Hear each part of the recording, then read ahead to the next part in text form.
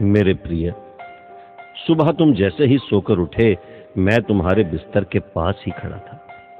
मुझे लगा कि तुम मुझसे कुछ बात करोगे। तुम कल या पिछले हफ्ते हुई किसी बात या घटना के लिए मुझे धन्यवाद कहोगे, लेकिन तुम फटाफट चाय पीकर तैयार होने चले गए और मेरी तरफ देखा भी नहीं। फिर मैंने सोचा कि तुम नहा के मुझे याद करोगे, पर तुम इस उधेड़बुन में लग गए कि आज तुम्हें कौन से कपड़े पहनने हैं। फिर जब तुमने ऑफिस जाने के लिए ट्रेन पकड़ी तो मैं समझा कि इस खाली समय का उपयोग तुम मुझसे बातचीत करने में करोगे, पर तुमने थोड़ी देर पेपर पढ़ा और फिर खेलने लग गए अपने मोबाइल से, और मैं खड़ा का खड़ा ही रह गया।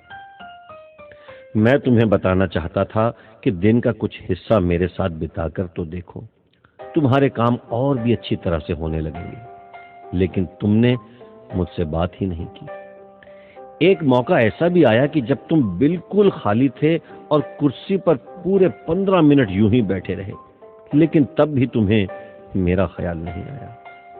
दोपहर के खाने के वक्त जब तुम इधर उधर देख रहे थे, तो भी मुझे लगा कि खाना खाने से पहले तुम एक पल के लिए मेरे बारे में सोचोगे, लेकिन ये भी नहीं हुआ। दिन का भी काफी समय बचा था। मुझे लगा कि शायद इस बचे समय में हमारी कुछ बातचीत हो जाएगी, लेकिन घर पहुंचने के बाद तुम रोजमर्रा के कामों में व्यस्त हो गए, और जब वो काम निबट गए तो तुमने टीवी खोल लिया और घंटों तक टीवी देखते रहे। देर रात थक कर तुम बिस्तर पर सो गए। मेरा बड़ा मन था कि मैं भी तुम्हारी दिनचर्या का हिस्सा बनूं, कुछ वक्त तुम्हारे साथ बिताऊं, तुम्हारी कुछ सुनूं, तुम्हें कुछ सुनाऊं, कुछ मार्गदर्शन करूं तुम्हारा, ताकि तुम्हें समझ आए कि तुम किस लिए इस धरती पर आए हो और किन कामों में उलझ गए हो। लेकिन तुम्हें समय ही नहीं मिला और मैं मन मार कर ही रह गया। मैं तुमसे बहुत प्यार करता हूं, हर रोज इस बात का इंतजार करता हूं कि तुम मेरा ध्यान करोगे और अपनी छोटी छोटी खुशियों के लिए मेरा शुक्रिया करोगे। पर तुम तभी आते हो जब तुम्हें कुछ चाहिए होता है। तुम जल्दी में आते हो और अपनी मांगे मेरे आगे रखकर चले जाते हो।